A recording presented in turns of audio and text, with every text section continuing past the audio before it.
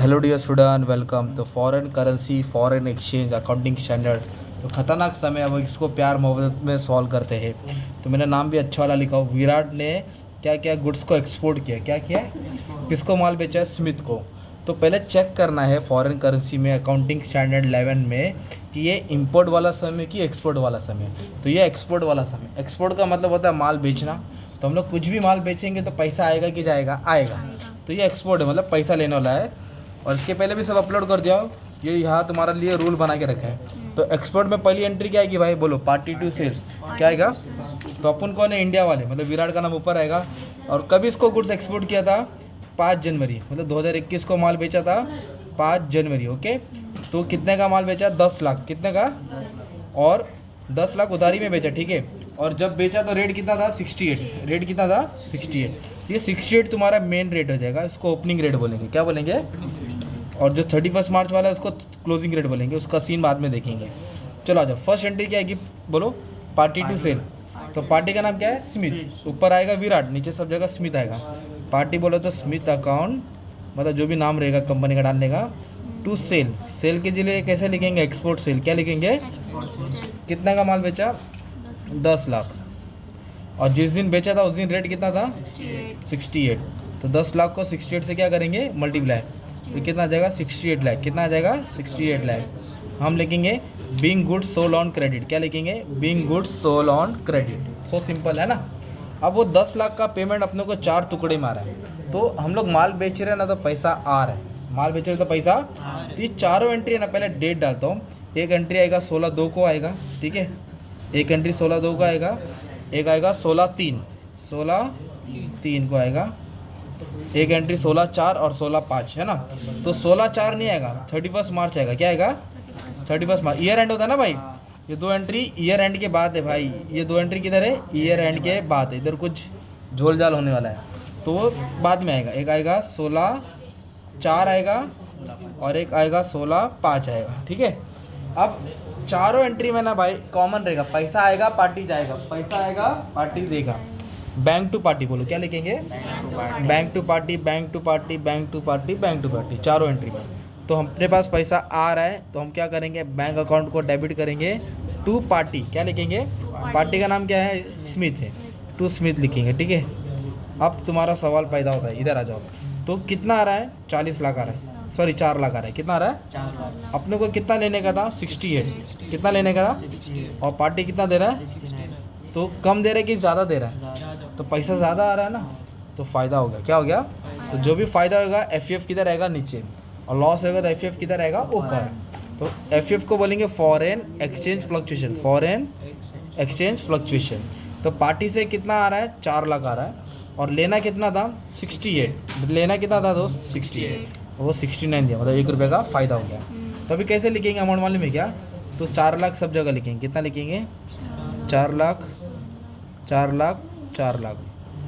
Main rate था 68, party से लेने का था 68, पार्टी ने कितना दिया? 69। 1 रुपये का क्या हो गया? फ़ायदा हो गया, है ना। तो इसको इससे मल्टीप्लाई करें तो 4 लाख इधर आ जाएगा। 68 को, 4 लाख को 68 से किया तो आया 27 लाख, नहीं 2,72,00,000। कितना है? 2,72,00,000। ऊपर वाले मल्टीप्लाई करता हूँ। 10 लाख को 68 से किया 6,80,00,000। कितना है भाई? 6,80,00,000। 6,80,00,000 है, ठीक है। तो अमाउंट करोड़ों में आ रहा है। 4 लाख को किसे किया? 68 से 27,20,000। 27 लाख। तो इन दोनों को क्या करूँगा मैं? ऐड कर दूँगा ना। ये कितना है? 4 लाख है। ये कितना? 1 2 3 4 5 6। तो ये हो जाएगा आराम से घाई ने 69। ये हो जाएगा 27,60,000। 27,60,000, ठीक है। एक मिनट। तो राइट, तो मल्टीप्लाई करके क्या है तुम्हारा अमाउंट है? 4 लाख को 1 से किया तो ये आएगा, इसको इससे मल्टीप्लाई करके आएगा, ये आएगा। तो हिसाब बहुत बड़ा दिया है, एंट्री पे ध्यान देते हैं। फिर 16/3 को फिर पेमेंट आया। कितना आ रहा है भाई? 2 लाख आ रहा है। कितना आ रहा है?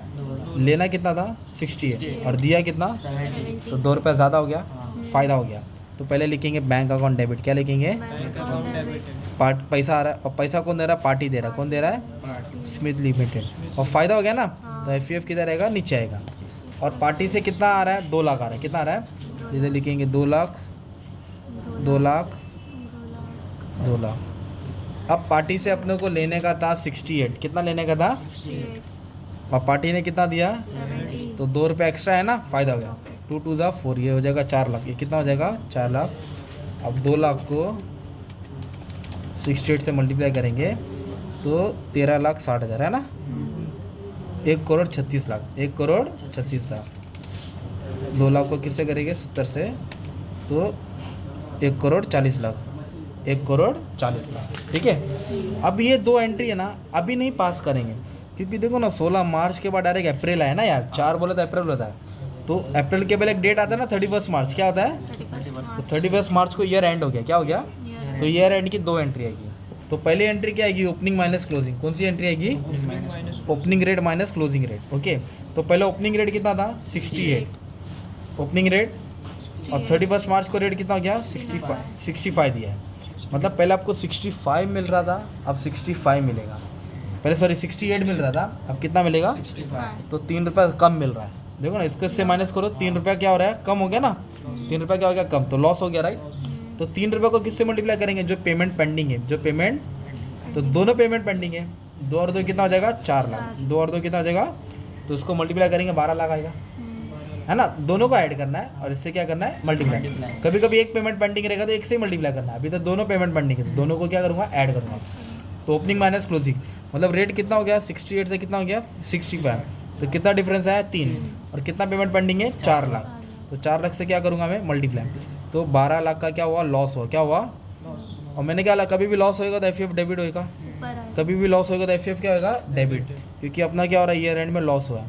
तो फिर नीचे क्या आएगा ना, में ओपनिंग माइनस क्लोजिंग में अगर लॉस हुआ तो एफ डेबिट होएगा, और किससे, पार्टी लिखने का, बैंक नहीं लिखने का, क्योंकि पैसा थोड़ी दिया है। हाँ, अगर मान लो जो रेट 68 है और ईयर एंड में 70 होता, 68 है, ईयर एंड में कितना होता, तो 2 रुपये ज़्यादा होता, 2 रुपये का फ़ायदा होता, तो 4 लाख को 2 से मल्टीप्लाई करता तो 8 लाख आता ना यार।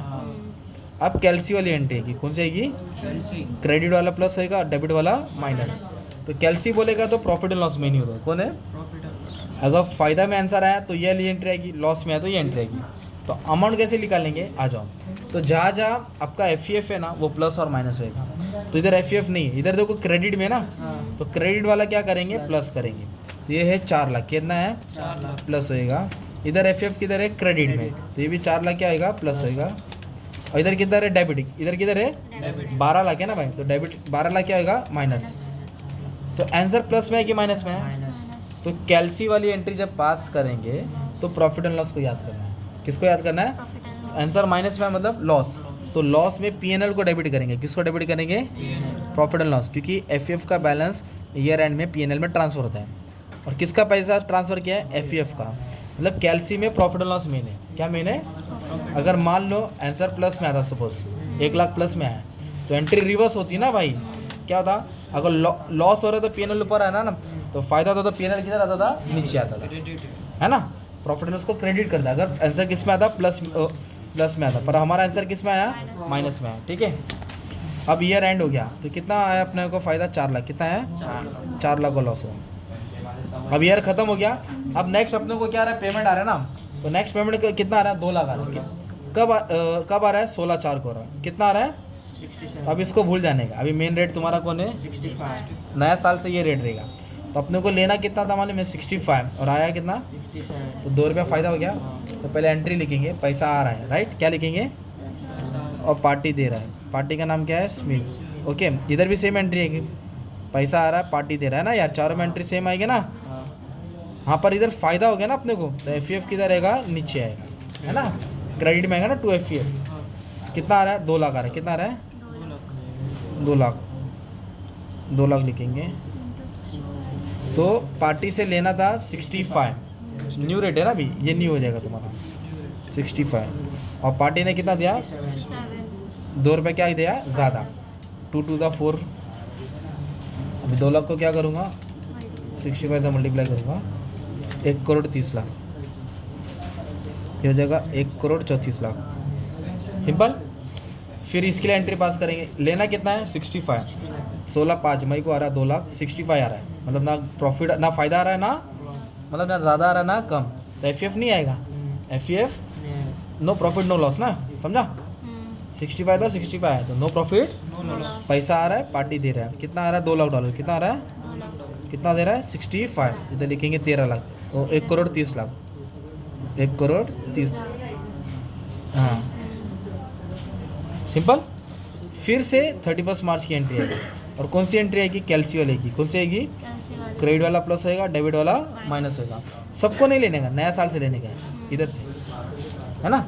तो आ जाओ, तो इधर तो एफ नहीं है, इधर है ना एफ, वो डेबिट में कि क्रेडिट में, क्रेडिट, तो क्रेडिट वाला क्या था, प्लस होता है, और कुछ है क्या नहीं, तो क्या था भाई इक्वल, तो फायदा हो गया ना। ये इधर लॉस हुआ था, क्या हुआ था, लॉस हुआ था, तो पीएनएल ऊपर है, अभी क्या हो गया, फायदा, तो पीएनएल किधर आएगा, नीचे आएगा। किसका अमाउंट था वो, एफ का था, अपने को क्या हो गया, फायदा, कितना फायदा हुआ, 4 लाख। ठीक है, इस तरह एक्सपोर्ट का सम सॉल्व करते हैं ना। और कभी कभी एक्सपोर्ट को ना एक नाम घुमा के आता है बच्चा, ऐसा लिख के आता है, ये लिख के आता है, ऐसा लिखा रहेगा, SR के इनवॉइस गुड्स, इनवॉइस मतलब दिया, दिया तो दिया मतलब जा रहा है, जा रहा बोले तो सेल हो रहा है, मतलब ये भी एक्सपोर्ट है क्या ये। इस तरह ऐसा अलग अलग टाइप के सम अपलोड कर दिया बच्चे लोग, आपका काम है अच्छे से पढ़ लेना, ठीक है। Thank you very much and all the best for your exam.